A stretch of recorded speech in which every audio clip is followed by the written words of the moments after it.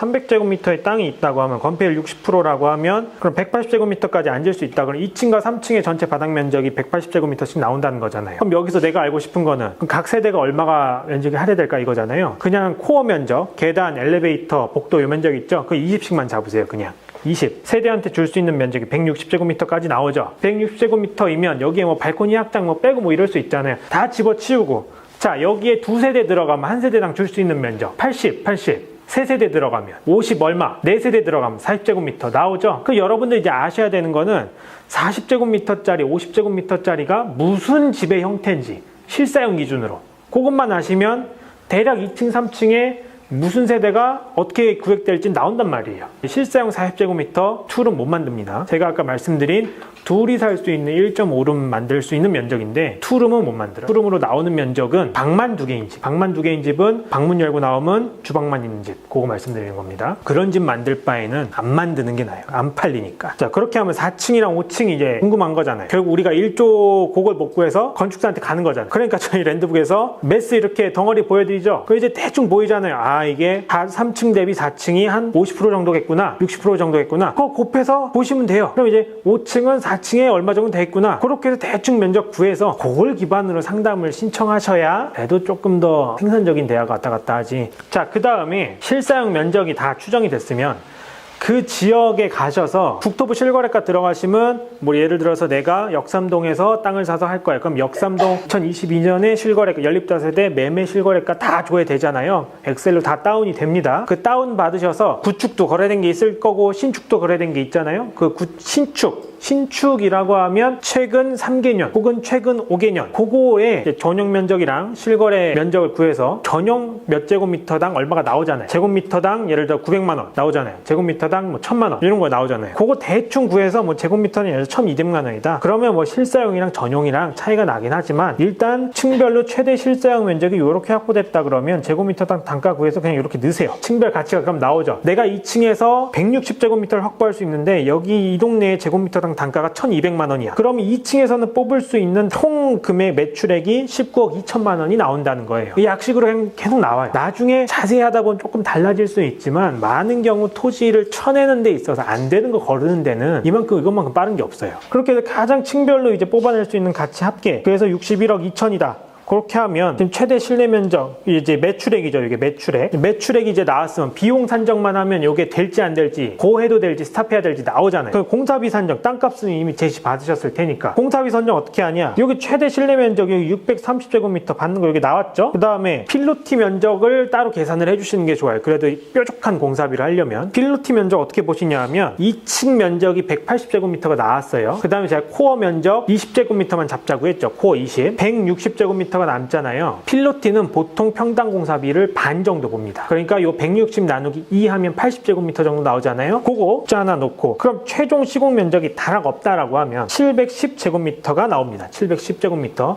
요거 평으로 환산한 다음에 평당 800 때리면 공사비가 대략 나오는 거예요. 그 오거리에 면한 소형 복합 공간입니다. 그래서 여기가 청담동이랑 낙성대랑 땅값 차이가 10배가 나잖아요. 근데 원룸은 가격 차이가 10배가 안 나요. 많이 나봤자 2배? 근데 그 10배 차이가 어디서 나냐면 결국에는 저층부 상가 임대료. 낙성대는 평당 10만 원 하는 게 청담동에서는 100만 원 할 수가 있는 거죠. 그래서 여기는 저층부 상가, 지하 1층, 1층, 그리고 2층. 작은 집이지만 그 3개 층에 상가를 놓고 위에 다가구 주택 계획을 해서 수익 안정성을 확보를 하자. 그러니까 저층부 상가는 수익을 어떻게 보면 도전적으로 접근을 하는 거고 위에 주거는 수익을 안정적으로 확보를 하는 그 두 가지 장치를 이제 섞어서 만들어야겠다라고 생각을 했습니다. 원체 작은 땅이니까 엘리베이터, 재료 두께 이런 것들에 의해서도 면적 차이가 굉장히 많이 났어요. 그래서 승강기를 설치하는 것과 하지 않는 것, 층수를 몇 개 층으로 하느냐, 다세대를 하느냐, 다가구를 하느냐, 대지안의 공지, 이제 주차장을 몇 대를 배치를 하느냐 이런 것들에 따라서 면적이 계속 왔다 갔다 했습니다. 대지안의 공지가 굉장히 큰 역할을 했고 저희가 저층부에 상가를 넣으려고 생각을 했기 때문에 다세대가 아니라 대지안의 공지가 50cm 작은 다가구로 결정을 했고요. 주차 대수를 4대 세대를 할 거냐, 위에 다가구를 몇 세대를 쪼갤 거냐의 결정을 고민하다가 여기는 저층부 상가 면적을 확보하는 것이 굉장히 중요하다라고 판단을 해서 주차를 3.49대를 맞춰서 세대로 하고 그 주거 세대를 3세대로 맞췄습니다. 층당 한 세대의 스튜디오를 만들었습니다. 그 다음에 층고가 높으면 너무 좋죠. 층고가 높으면 임대가 잘 되지만 층고가 높아지면 일조사선 영향 때문에 이제 면적을 손해를 볼 수밖에 없죠. 그래서 적정한 층고를 찾는 게 굉장히 중요했어요. 여기 역시 엘리베이터가 없고요. 이런 작은 필지는 계단실을 어떻게 배치하느냐가 정말 중요했습니다. 그리고 층고 같은 경우에는 하고 싶은 건 이거죠. 저층부 상가에 높은 층고를 주고 싶은데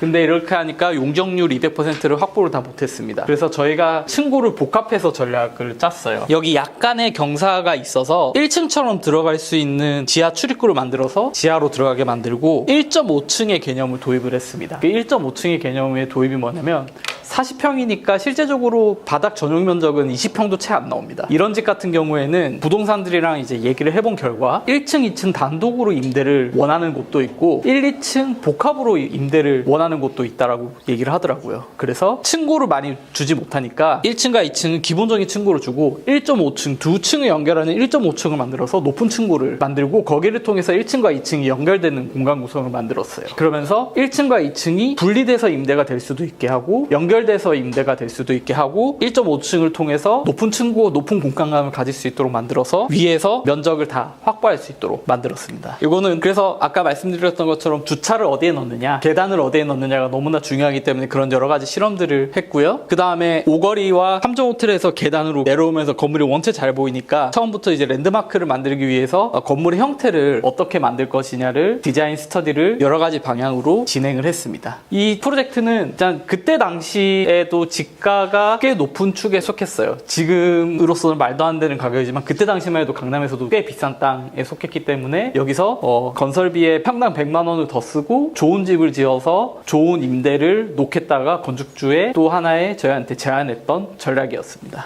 아까 말씀드렸던 것처럼 지하층에 1층에서 별도 진입하는 지하층을 만들어서 임대료를 높이고 1.5층을 만들어서 층고 높은 공간과 1, 2층이 묶어서 할 수 있는 그런 공간을 만들었습니다. 여기 보시면 여기에 그 구선이 잘 나와 있는데 여기가 길인데 1층에서 지하층이 아니라 1층 같이 지하를 들어가게 되고요. 그 다음에 여기가 진입구고 이제 2층 진입구인데 여기가 1.5층입니다. 이게 이렇게 연결이 돼 있어요. 그래서 어느 구간을 끊어서 분리해서 임대를 놓을 수도 있고 연결해서 임대를 놓을 수도 있습니다. 그리고 이 집의 출입구는 4개가 있어요. 여기 1층 들어가는 출입구, 지하층 들어가는 출입구, 1층 들어가는 출입구, 뒤에서 2층 올라가는 출입구가 있습니다. 이렇게 실제로 지어진 모습입니다. 아까 말씀드렸던 여기가 1층이 아니라 지하층 들어가는 출입구예요. 지하층에서도 자연채광이 들어오고 사람들이 굉장히 쾌적한 지하층을 할 수 있어서 지하층 임대료가 굉장히 높습니다. 그 다음에 여기 1.5층, 여기가 1층 들어가는 거고 잘은 안 느껴지시겠지만 요만큼의 높이차가 여기에 있어요. 그래서 여기 레벨과 여기 높이가 지금 같은 거예요. 왜냐면 저희가 이제 각 층마다 한 집씩 있으니까 3층은 투룸이고요. 4층은 원룸 원거실이고 5층은 이제 다락이 있는 스튜디오, 높은 층고로 가진 스튜디오입니다. 그래서 이거는 테트리스 하우스와는 다르게 고급 투룸 소비자를 대상으로 한 전략을 세웠어요. 그래서 인테리어 컨셉을 화이트 톤의 굉장히 모던한 느낌을 처음에 계획을 했고요. 그게 이렇게 시뮬레이션처럼 이제 완성이 됐고 여기가 이제 방 하나가 있고요. 뒤쪽에 방 하나가 또 있습니다. 땅 모양도 코너에 있어서 이제 대각선이 있고 일조사선도 있고 그 다음에 도로사선도 이때는 존재를 했기 때문에 그 형태가 만들어낸 것들을 보석처럼 그대로 다듬었어요. 여기 1.5층이 층고가 5m예요. 개방감을 위해서 5m 단판 유리를 썼습니다.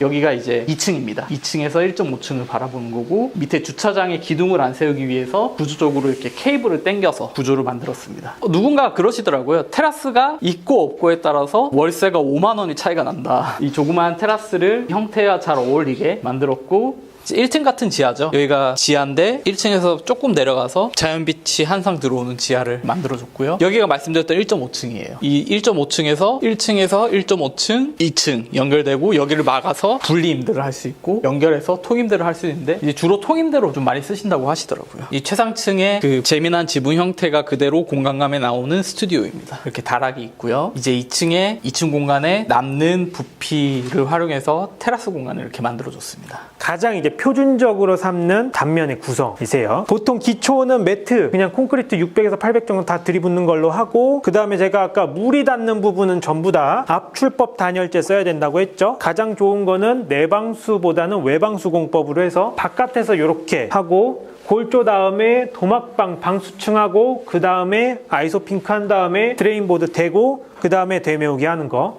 그게 이렇게 되고, 요 흙에 묻히는 부분 상부 쪽으로 가서 여기는 300mm까지 올려주는 게 좋습니다. 지면에서. 그런 다음에 물이랑 상관없는 부분에서부터 EPS가 시작하는 구조로 가는 게 가장 표준적인 구성이고, 여기 벽체 쪽에 오염을 방지하기 위해서 여기는 자갈로 깔아서 마감한다는 거 아까 보여드렸습니다. 그리고 그 자갈을 살짝 파보면 사실 원활한 측면 배수를 위해서 이런 배수관이 하나 지나가고 있는 게 대부분이에요. 그래서 여기도 마찬가지로 비가 오면 비록 물이 안 튀더라도 물청소 같은 거 하면서 튈 수 있기 때문에 여기도 마찬가지로 이렇게 지면에서부터 300mm까지는 압출법 단열재로 하고, 보통 이렇게 한꺼번에 치잖아요. 끊어버리는 겁니다. 여기 구조적으로 분리시키는 거예요. 단열은 끊어지면 안 된다 말씀드렸죠, 기본이. 이렇게 해서 보통 필로티로 가시게 되면 필로티 상부까지 이렇게 단열재로 다 감싸는데, 그 다음에 밑에 필로티 마감 오겠죠. 여기가 조금 다르죠. 제가 이건 처음 말씀드리는 건데, 필로티 구조로 하실 분들만 참고하시면 되세요. 보통 필로티 상부에 보면 보 있고 두꺼운 보 지나가고 얇은 슬라브 지나가서 이제 이빨 모양처럼 왔다 갔다 하죠. 그게 이제 가장 많이 쓰는 방법인데, 그렇게 되면 이제 배관이 필로티 사부로 내려오다 보니까 외기에 노출이 돼요. 그래서 그걸 동파를 방지하기 위해서 보통 이제 싸매주는 경우가 있죠. 그것도 사람 손맛을 타기 때문에 가장 좋은 방법은 필로티 하부에 요 슬라브 두께를 400mm 정도로 키워서 모든 배관을 요 슬라브 안에 다 매립시키는 방법이 있습니다. 요게 무량판 구조라고 해요. 플랫 슬라브 구조라고도 하는데, 요게 보와 슬라브가 있는 것보다 물량이 10에서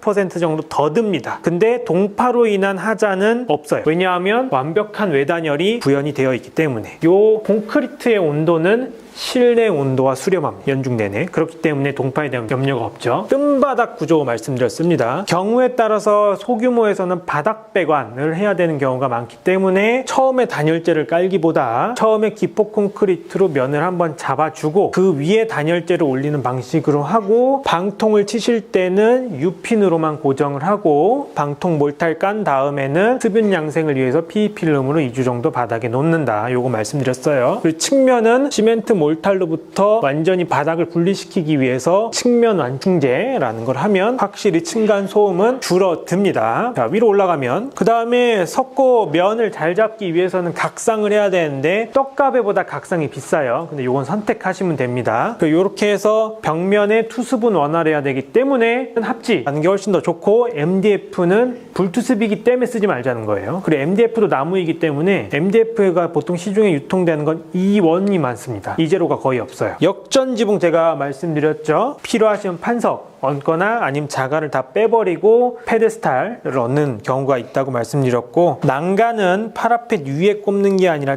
측면에 꽂는 거 말씀드렸죠. 그리고 이 파라펫의 마감은 경사지붕과 동일한 금속 마감으로 하는 게 영구적 방수를 보증할 수 있다까지 말씀드렸습니다. 그리고 요게 나온 김에 역전 지붕을 잘 구현하기 위해서는 실내에서 테라스로 나가는 고면이 턱없이 일자로 쭉 나가는 게 고급이에요. 휠체어도 나갈 수 있게 여기 단을 하나 살짝 낮춰줘야 됩니다. 경사지붕 가면 경사지붕에서는 보여야 될 게 통기층이다. 통기층은 옆쪽에서 확보하고 이쪽에서 발생하는 히든거터는 하지 말고 그냥 옆에 우수관 매달자. 저 통기층을 이쪽에서 확보하면 벌레가 들어갈 수 있으니까 벌레 방지망 여기 설치하고 통기를 이렇게 확보해서 용마루까지 해서 이렇게 통기층을 만들어 줘야 다락 부분의 과열을 여름에 막을 수 있다까지 오늘 말씀드렸습니다.